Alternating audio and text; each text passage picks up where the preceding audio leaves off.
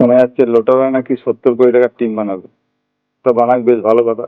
লোটারা তো এর আগেও টিম বানিয়েছে, বিখ্যাত বিখ্যাত সব কোচ নিয়ে এসেছিল। Stephen Constantine, Robbie Fowler, Carlos Cuadrat, এত নামি দামি কোচ এনে তো সাফল্য আসেনি। বিশাল নামি দামি প্লেয়ারও নিয়ে এসেছিল।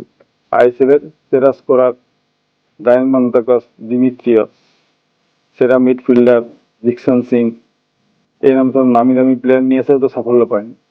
অ্যাকচুয়ালি কি হয়, ঈর্ষা করে কখনো সাফল্য আসে না, সাফল্য আসে পরিকল্পনা করে। সারাক্ষণ মোহনবাগানকে কটূক্তি করবো, মোহনবাগান এটিকে, মোহনবাগান এসডি, হ্যাঁ মোহনবাগান কার লাইসেন্সে খেলবে, এইসব নিয়ে চিন্তা ভাবনা করলে কখনো টিমের সাফল্য আসে। একটা টিমের সাফল্য আসে সঠিক পরিকল্পনা করে, যেটা মোহনবাগান ম্যানেজমেন্ট পারে, মোহনবাগান ম্যানেজমেন্ট দেখিয়ে দিয়েছে।